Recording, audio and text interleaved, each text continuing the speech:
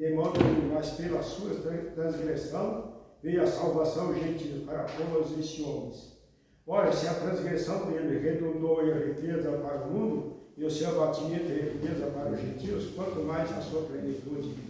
Dirijo-me a vós outros que sois gentios, visto pois que eu sou apóstolo gentios e glorifico o meu ministério, para ver se de algum modo posso ensinar a emulação do meu povo e salvar alguns deles. Porque o fato de terem sido eles rejeitados trouxe reconciliação ao mundo, que será o estabelecimento, senão vida dentre os mortos. E se for certa a premissa da massa, igualmente não será a totalidade. E se for certa a raiz, também os ramos serão. Se porém alguns dos ramos forem quebrados, e tu sendo oliveira brava, fosse enxertado em meio dele, e se tornasse participante da raiz e da seiva da oliveira. Não se glorie contra o ramo, porém se gloriar, sabe que não és tu que sustenta a raiz, mas a raiz a ti. Dirá, pois, alguns ramos foram quebrados para que eu fosse enxertado. Bem pela sua credulidade foram quebrados. Tu, porém, mediante a fé, estás firme. Não tens soberbice, mas tem. Porque se Deus não poupou os ramos naturais, também não te poupará. Considera, pois, a bondade e a severidade de Deus para com os que caíram em severidade, mas para contigo a bondade de Deus, se nela permanecer de outra sorte, também tu serás cortado. Eles também, se não permanecerem na incredulidade, serão enxertados, pois Deus é poderoso para enxertar de novo. Pois se fosse cortada que por natureza era oliveira brava, e contra a natureza enxertada em boa oliveira, como mais não será enxertado na própria oliveira aqueles que são ramos naturais? Porque não quero, irmãos, que ignoreis esse mistério, para que não sejais presumidos em vós mesmos, que veio o conhecimento em parte a Israel, até que haja entrada a plenitude dos gentios. E assim todo Israel será salvo, pois está escrito: irá descer o libertador e apartará de Jacó a impiedade. Esta é a minha aliança com ele, quando eu tirar os seus pecados. Quanto ao Evangelho, serão eles inimigos por vossa causa. Quando, porém, a eleição, amado, por causa dos patriarcas. Porque os dons e a evocação de Deus são irrevogáveis.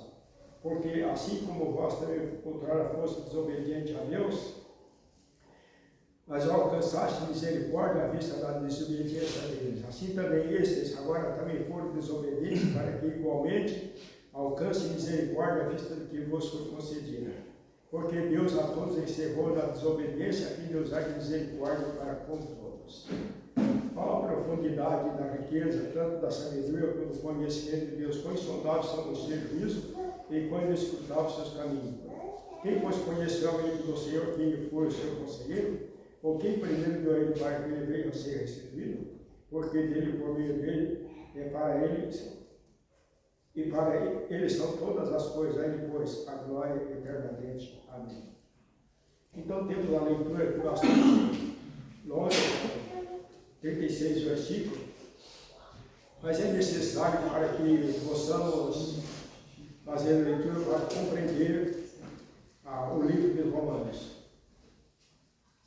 Irmãos, o apóstolo Paulo traz alguma referência aqui na Antiga Escritura, e nós vimos que a Antiga Escritura era dedicadamente, especificamente para a nação de Israel.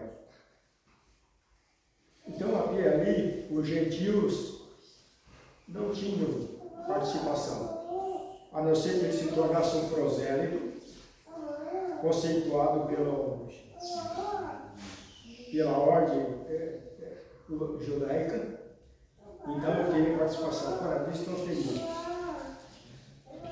Então, toda a Escritura do Antigo Testamento está direcionada à nação de Israel. E por que o apóstolo Paulo se refere tanto nessa carta aos romanos? Eu já falei outras vezes que os romanos, eles eram israelitas. Estavam abaixo do Império Romano, e por isso eles estavam em Roma. E quando o apóstolo Paulo escreveu essa carta, então ele estava demonstrando o seu ministério Ele está pregando o Evangelho para todas as pessoas, tanto israelitas como gentios, para que a salvação fosse dada em Cristo para todos que nele crescem. E é importante a gente olhar com a reverência. Então, no versículo 1, quando ele pergunta, pois terá Deus provedor irritado do seu povo, ele diz, de modo nenhum, porque eu também sou israelita da descendência de Abraão, da tribo de Benjamim.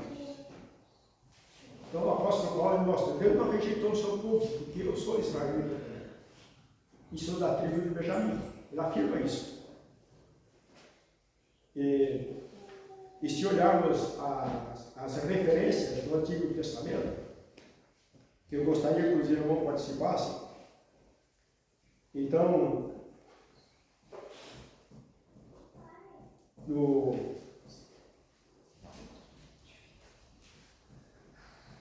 apóstolo Paulo faz essa declaração também no livro de Filipenses, irmãos. Quem gostaria de pegar o livro de Filipenses, no capítulo 3, versículo 5, pode ler? Ele faz essa afirmação também, a igreja de Filipos.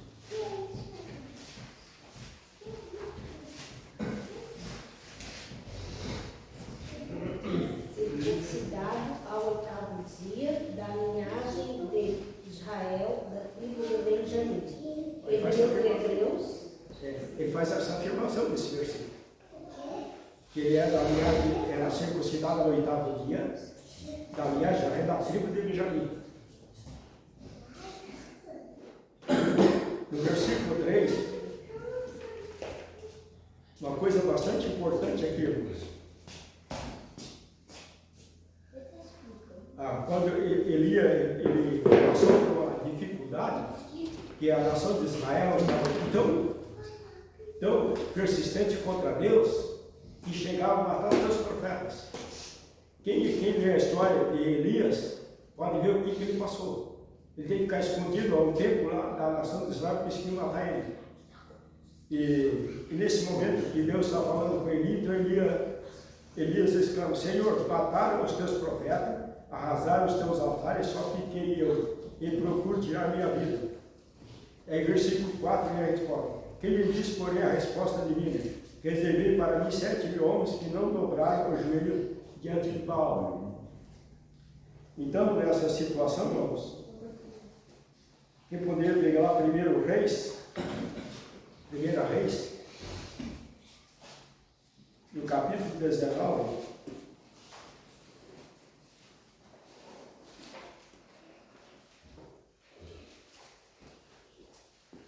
no versículo 10 e também o versículo 14. 1 Reis,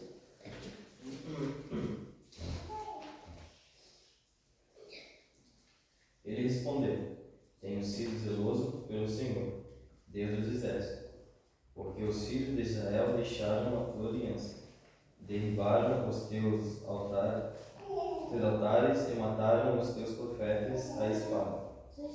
E eu fiquei só, e procuraram tirar minha vida.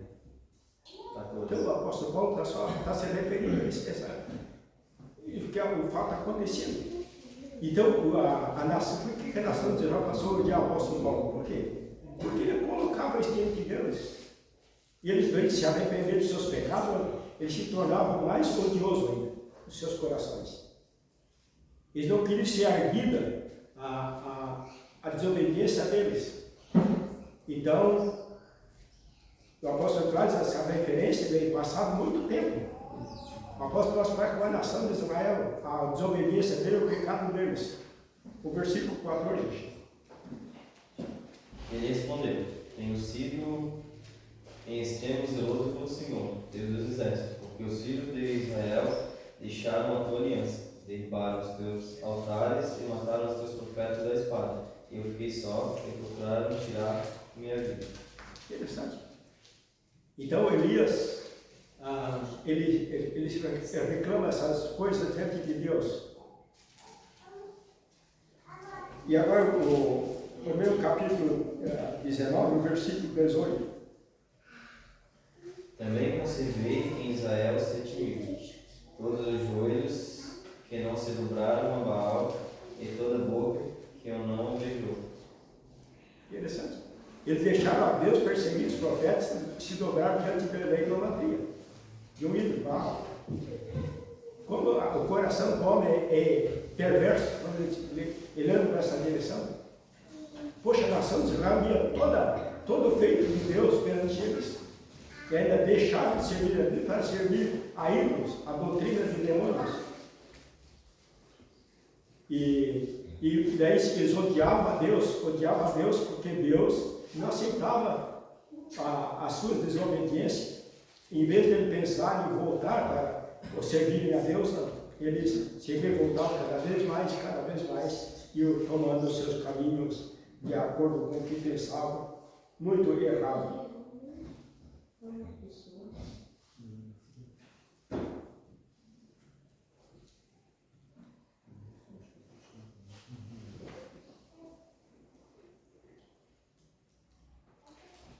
No versículo 8, como está escrito, Deus lhe deu espírito de entorpecimento, olho para não ver e ouvido para não ouvir, até o dia de hoje. Ele diz Davi, torne-se-lhe a mesa em laço e armadilha, em tropeço e punição. Escureçam-se os olhos para que não vejam, e ele fique para sempre curvado às suas costas. Vamos ver mais uma referência do Antigo Testamento a respeito disso. No livro de Isaías,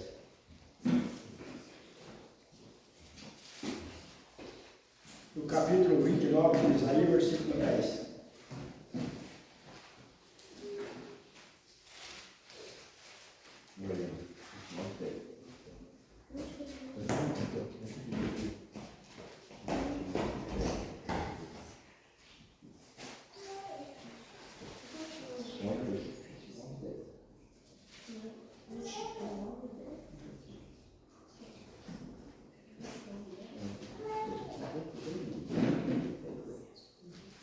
Porque o Senhor derramou sobre vós um espírito de profundo sono e fechou os vossos olhos, os profetas, e vendou as vossas cabeças, os videntes. Agora em Salmo 69, o versículo 22 e 23. Salmo 69, versículo 22 e 23.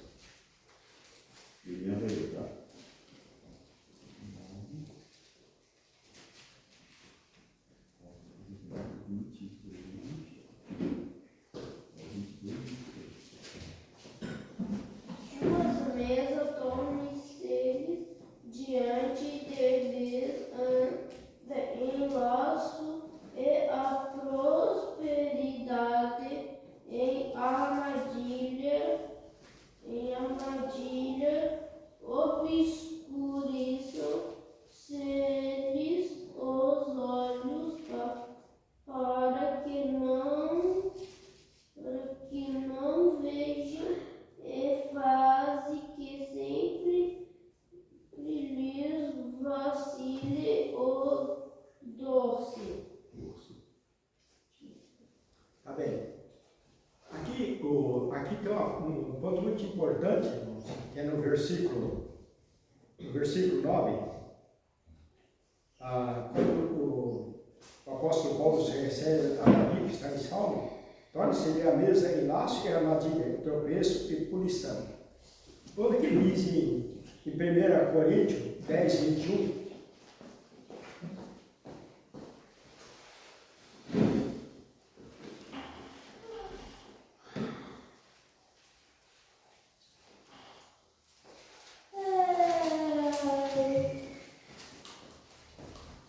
Não podeis beber o cálice do Senhor e o cálice dos demônios.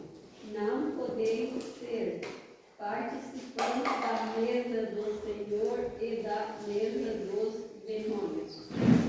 Agora o apóstolo Paulo está se referindo à igreja, corpo de Cristo. Por isso que o salmo tem que tomar muito cuidado no mundo religioso de hoje. Porque Esse foi o problema da nação de Israel, como nação. De deixar de servir a Deus para servir a idolatria. E nos dias de hoje, a Igreja do Corpo de Cristo tem que tomar muito cuidado, muito cuidado com qualquer situação que se encontre. Porque aqui o apóstolo Paulo está se referindo aos dias de hoje, quando ele escreve isso aos primeiros Coríntios. Eliane, por favor, Eliane. Senta no teu lugar e fica aí. Senta lá. Não fica esse costume de se levantar bem lá para lá. Então, se olharmos o versículo anterior, fala muito claro o que é isso. Numa ocasião, tinham as pessoas que estavam participando da graça e participando da idolatria. Aí, conversando elas, pastor, mas fica aquelas pessoas lá. Eu digo, você está mostrando realmente qual é a vontade de Deus lá? Como assim, já peguei e mostrei esse ponto aqui, ela disse, não é eu que estou falando, é Deus que está falando. E graças a Deus que não levou muito tempo ela saiu da idolatria. Daí eu falei para desafiar, vocês têm que saber se vocês são pessoas que estão dispostas a servir a Deus ou a servir o que o homem pensa. Olha o que está acontecendo aqui. Eu digo, você participa aqui, participa lá. A Bíblia diz, não pode. Sabe o que se refere a mesa? Mesa significa o grupo as pessoas que administram a parte de doutrina, são responsáveis por isso.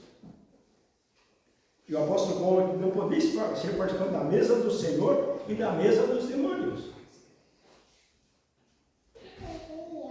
Então é a organização que é responsável deste ensinamento.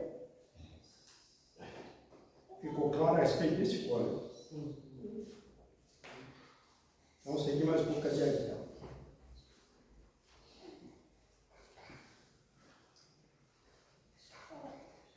O versículo 11. Pergunto, pois, porventura tropeçaram para que caísse? De modo nenhum, mas pela sua transgressão veio a salvação aos gentios, para pô-los em ciúmes.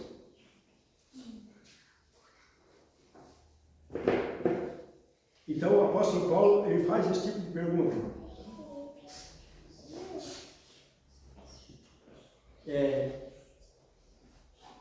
Eles tropeçaram para que caísse? Não posso falar de modo nenhum, mas é pela transgressão que veio a salvação aos gentios para pô-los em ciúmes. Ora, se a transgressão dele redundou em riqueza para o mundo, e o seu abatimento em riqueza para os gentios, quanto mais a sua plenitude. Dirijo-me a vós outros que sois gentios, visto pois que eu sou apóstolo dos gentios e glorifico o meu ministério. Então o apóstolo Paulo faz uma declaração muito importante ainda, que ele é apóstolo dos gentios e glorificava esse ministério, porque assim Deus escolheu ele para esse ministério, que é o ministério do Evangelho da Graça de Deus. E agora os judeus estariam sabendo, nesse momento em diante, a esse esclarecimento muito importante, e que os gentios agora eram chamados por Deus para salvação. E os judeus agora estavam sabendo que eles rejeitaram a Deus e não tinham agora, por sua religiosidade, como servir a Deus, e agora os gentios então estavam gozando dessa riqueza de Deus que Israel rejeitou.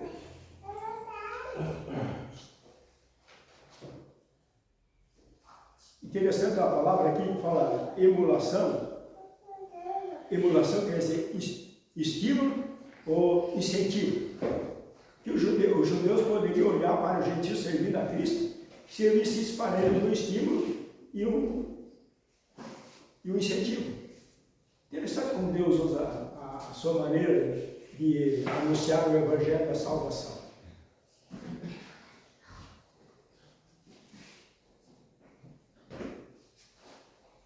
E pelo pecado deles e a teimosia deles, a incredulidade deles, é que eles foram rejeitados e colocados de lado.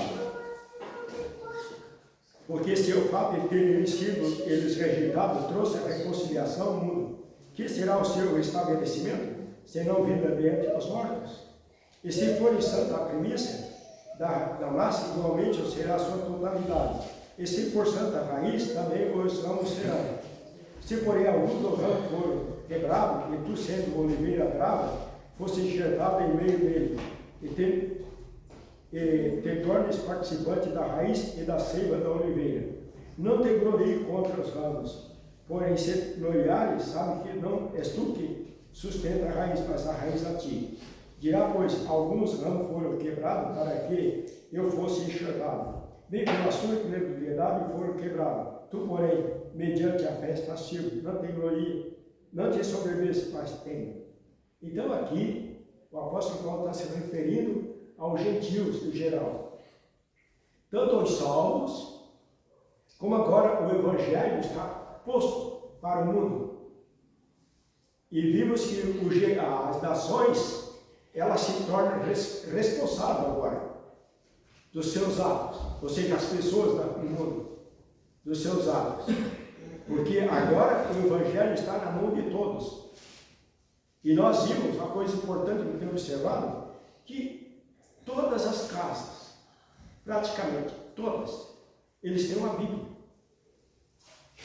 Por que eles têm uma Bíblia lá? Qual é o interesse? Não é interesse dele, mas é interesse de Deus, para que o mundo seja indesculpável. Assim como Israel tinha e rejeitou, assim será então, no final da graça de Deus, Deus vai trazer isso como disciplina contra as nações. Porque tem a palavra de Deus, mas não acreditam no Evangelho. E os salvos, então, que receberam essa graça de Deus, não pode se ensoberbecer, mas temer, ter respeito. E diz, porque se Deus não poupou os ramos naturais, também não te pouparás. Considerai, pois, a bondade e as severidades para com os caíram, severidade, mas para contigo a bondade de Deus, se nela permanecer, de outra sorte também tu serás cortado. Aqui tu será cortado, não é as pessoas que são salvas, é as nações, que um dia terão o juízo de Deus e também não terão mais a oportunidade de ouvir o Evangelho. É só olhar as profecias da graça de Deus que se refere às nações. Tem muitas profecias através do apóstolo Paulo a respeito disso. E aqui, quando diz tu será cortado, é para estar se referindo a uma pessoa, não, está referindo às nações. As nações.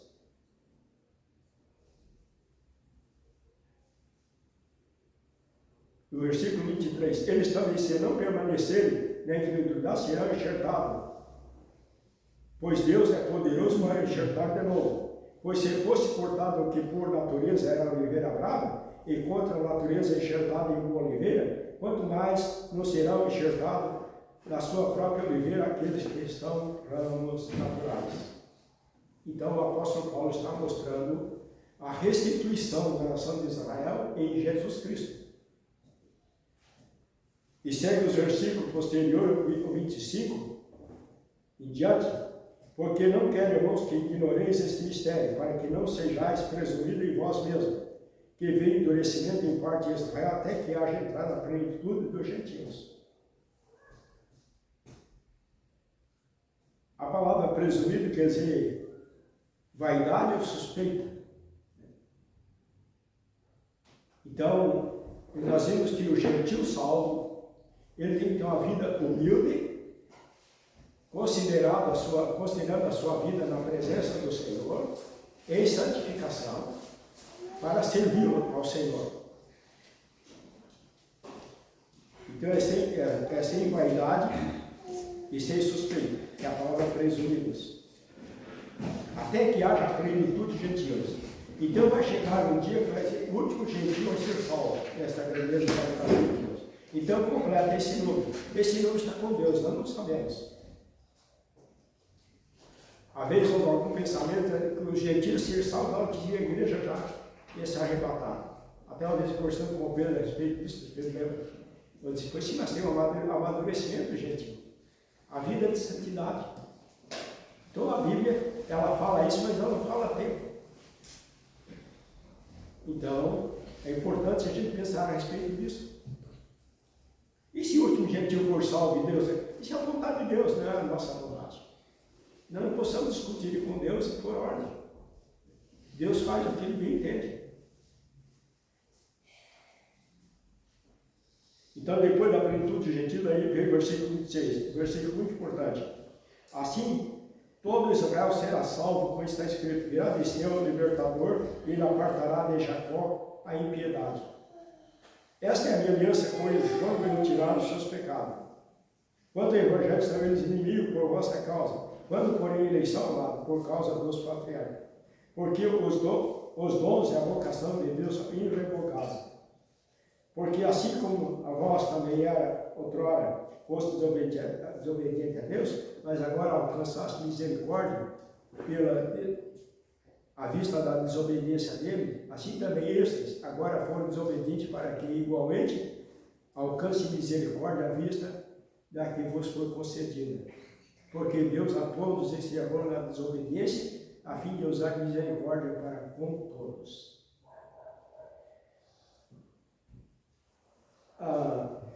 Quando eu tirar os pecados deles, quando nós lemos esta parte, é porque o apóstolo Paulo está escrevendo, mas que veio na lei, nosso entendimento que o apóstolo Paulo vai tirar o pecado deles. Não, é o Cristo que vai tirar o pecado deles. Uma vez eu estava visitando um cidadão na nação, muitos anos passados, e ele já tinha lido esse trecho. E naquele dia ele procurou, ele falou a respeito da nação de Israel, e chegamos a esse ponto. Daí quando eu cheguei aqui, ele disse: olha, pastor, agora fiquei esclarecido que eu achava que o apóstolo Paulo estava tendo o pecado deles. Ele disse: sempre eu pensei assim, mas o apóstolo Paulo é homem. Mas eu não tinha chegado a esse entendimento. Ele agora sim, agora entendi também que é Cristo. E aqui é Cristo. Vamos ver a referência no Antigo Testamento?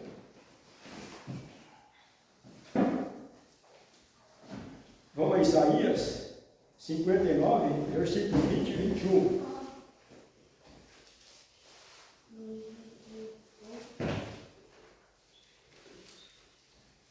E outro irmão pode pegar Jeremias 31, 33 e 34. Isaías 59, 20 e 21.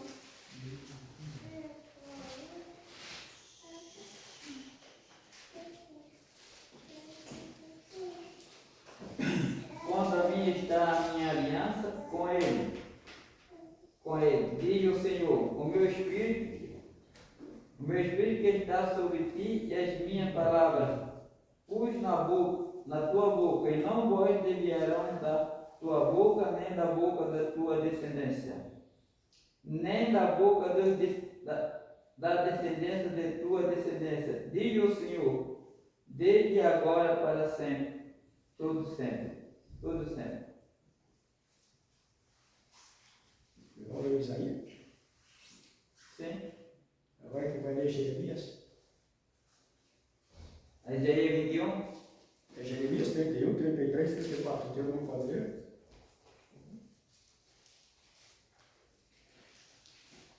Porque esta é a aliança que firmarei com a casa de Israel, depois daqueles dias, diz o Senhor.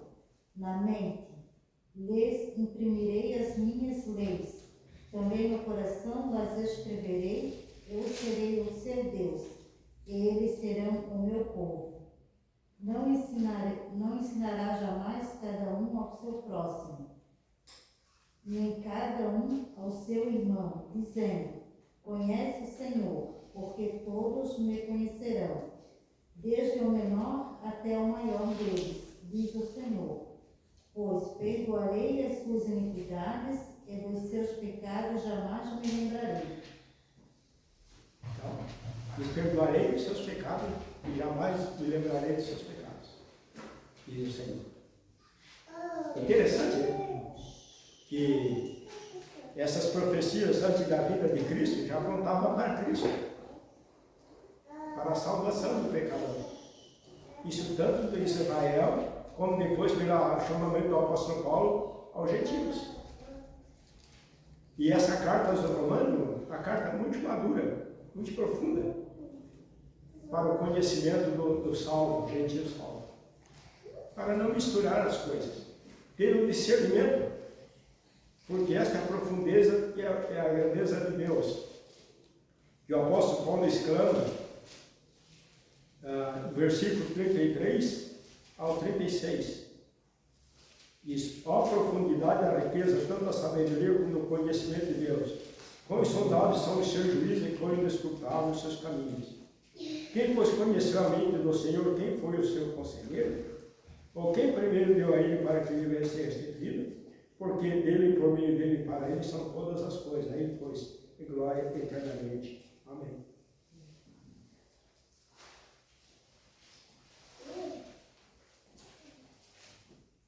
Também isso está escrito no Antigo Testamento.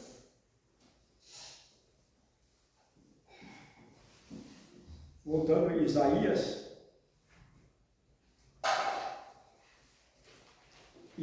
34, Isaías 40 e versículo 13. Jó 41, versículo 11. Isso os irmãos podem ler em casa. Que essa grandeza de Deus, que Deus proporcionou com tanta riqueza pelo seu propósito e eterno poder. E nós gozamos deste propósito de Deus estabelecido por Ele mesmo. Quando o apóstolo Paulo diz no versículo 3, dirijo-me a vós outros que sois gentios, visto pois que eu sou apóstolo de gentios e glorifico o meu ministério. Olha, interessante. Interessante.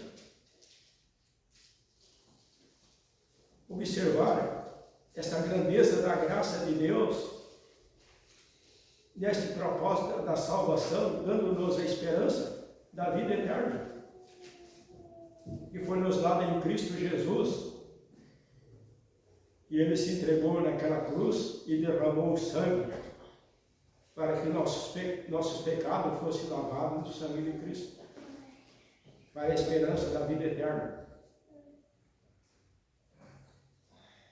Enquanto vivemos neste mundo, é uma vida muito passageira, muito rápida. Muito rápido mesmo. Eu já falei outras vezes aqui, eu tinha 18 anos, a primeira vez que eu ouvi o Evangelho. O Evangelho que eu ouvi foi aquele versículo de Romanos 14, versículo 12, cada um dará conta de si mesmo a Deus. Quando eu ouvi a pessoa falar este versículo, aquilo me penetrou dentro do meu coração, pelo momento em diante, que eu era responsável. Não tinha ninguém responsável por mim, e era eu mesmo. E daquele momento em diante eu fui me desligando de muitas coisas. Porque o propósito de Deus já estava estabelecido. Esta é a proporção da grandeza da graça de Deus, ele dizia que chamaram de eleitos. Até que um dia o eleito vai ouvir o Evangelho e vai acreditar no Senhor Jesus para a salvação. Este é o Evangelho da salvação. O Evangelho que Cristo morreu na cruz. Esta é a realidade, irmãos. Não há um outro Salvador, a não ser o Senhor Jesus Cristo. Amém? Amém.